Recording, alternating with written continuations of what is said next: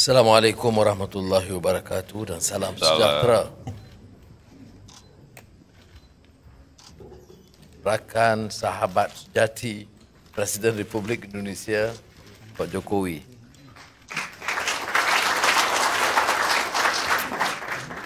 Kepala Perdana Menteri, Menteri-Menteri Indonesia dan Malaysia dan saudara yang saya muliakan. Saya tidak mau anggap ini sebagai lawatan kerja biasa ataupun hubungan dua hala biasa. Kerana saya anggap Presiden Jokowi dan rakan-rakan Indonesia seperti yang saya singkapkan tadi sebagai sahabat sejati. Dan perundingan kita itu perundingan keluarga, sahabat. Ini terbukti Bapak Presiden bahawa dalam hubungan, sejarah hubungan dua hala dengan mana-mana negara di dunia dalam pengalaman kita, peningkatan kerjasama dan persefahaman dalam masa yang singkat dengan Indonesia ini luar biasa. Termaterainya beberapa memorandum persefahaman. Selain itu, bidang kerjasama antara Polis Diraja Malaysia dengan Polis Indonesia, Menteri Pertahanan Indonesia dan Menteri Pertahanan Malaysia, yang walaupun tidak tercatat dalam persefahaman, tetapi kerjasama dua hala itu sampai ke tahap yang sangat membanggakan dan akan memberi faedah dan manfaat bukan sahaja kepada pemerintah dan kerajaan, tetapi kepada rakyat Malaysia dan Indonesia. Umpamanya kalau kita teliti beberapa perjanjian hari ini, dalam pertemuan saya di Bogor, saya fikir di Solo tadi, Bapak Presiden dengan cara santai beritahu saya, Anwar, runding ini sudah puluhan tahun batasan, tak mampu diselesaikan. Jadi komitmen Presiden itu sangat jelas. Sebab itu pengarahan kita di sini dan sambut baik di sana. Terutama dengan dua di luar. Satu jalur keras, satu jalur sederhana. Itu sangat akrab dan memudahkan. Dan saya bangga dengan pimpinan kedua-dua hari ini, rakan-rakan lain. Kita dapat selesaikan satu isu yang telah kita gunding selama berpuluh tahun. Dan hari ini kita saksikan ada yang soal kecil yang akan kita putuskan mengikut instruksi Bapak Presiden Jun tahun depan. Kok saya pun diberi instruksi sekali gitu.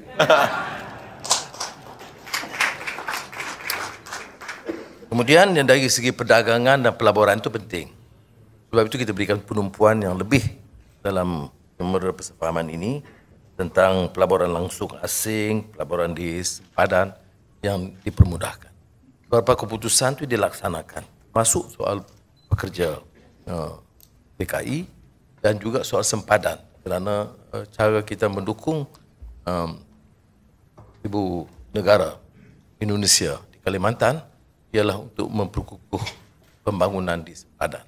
Dan kembalinya saya dari Indonesia dalam belanjawan madani, kita peruntukkan 1 bilion ringgit untuk perkukuhkan beberapa badan kanun dan juga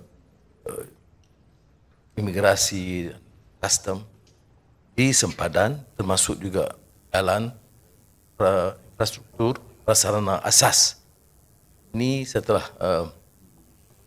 cara kita memberi dukungan dan sokongan kepada Indonesia dalam rangka membina ibu kota baru. Yang lain itu adalah pembatasan sempadan darat dan maritim seperti kita dah beritahu tadi. Kerjasama ekonomi meningkat, tapi ada satu aspek yang Presiden Jokowi agak tekankan dengan begitu tegas. G7 dan di beberapa forum antarabangsa lainnya untuk menjaga dan melihara kepentingan urusan dagang kita, pengeluaran kelapa sawit, bukan saja untuk syarikat-syarikat besar tetapi juga untuk pekebun kecil. Dan kita sambut dengan baik dan saya ucap tahniah kerana kedua-dua menteri dalam rapat di Eropah telah pertama kalinya satu suara Indonesia Malaysia menyuarakan pertahankan kepentingan kelapa sawit tahu kita.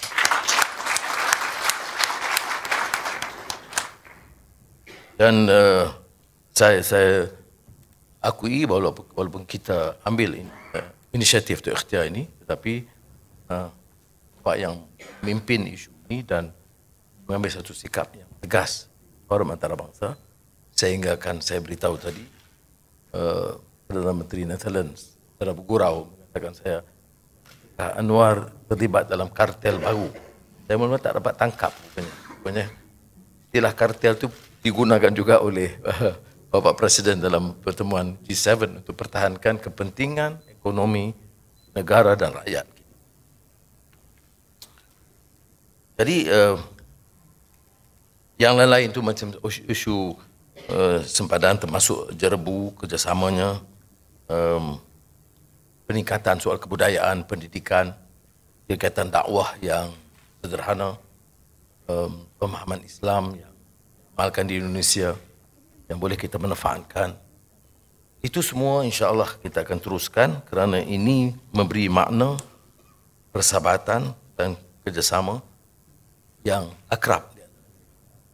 Jadi acara Presiden Jokowi hari ini itu luar biasa. Santai terus. Kita mau ke mana? Mau ke Coket, Kampung Baru. Oh, saya kata ini presiden.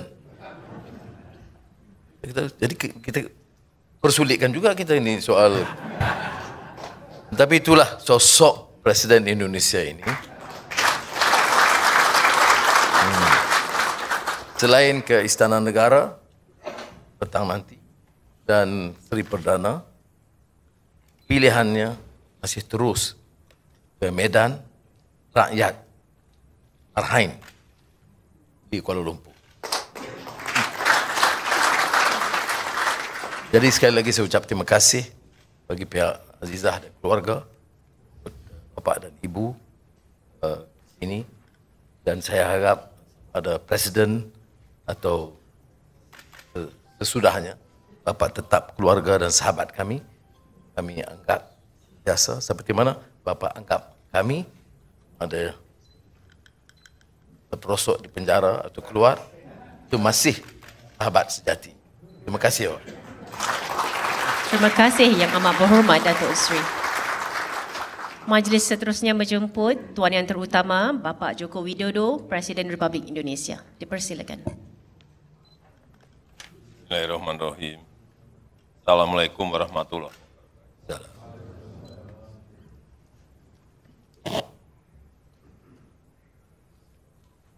Kakak saya, sahabat baik saya, Yang Mulia Datuk Seri Anwar Ibrahim.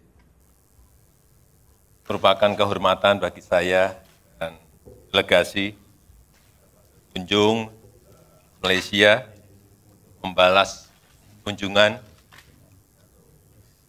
Anwar Ibrahim ke Indonesia pada bulan Januari yang lalu. Tadi sudah banyak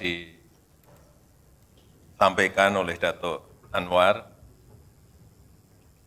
Yang pertama, saya menyambut baik penyelesaian negosiasi batas laut teritorial di Laut Sulawesi, di Selat Malaka bagian selatan, setelah 18 tahun proses negosiasi.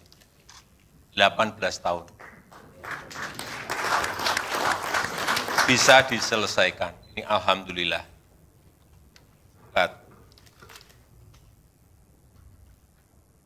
Seri Anwar Ibrahim yang bekerja bantu para menteri. Saya juga berharap negosiasi perbatasan lainnya, termasuk di darat, Badik, kemudian Sinapat selesai, juga bisa segera diselesaikan. Mumpung Perdana Menterinya masih Datuk Sri Anwar Ibrahim, dan di Indonesia presidennya masih Jokowi.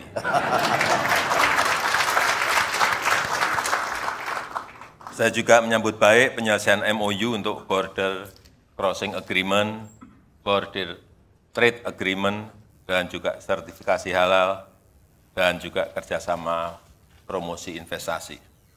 Kemudian yang kedua, mengenai perlindungan pekerja migran Indonesia, saya sangat menghargai sekali komitmen Datuk Sri Anwar Ibrahim untuk memperkuat perlindungan PMI Indonesia dan juga penegakan hukum yang adil bagi para pekerja Indonesia.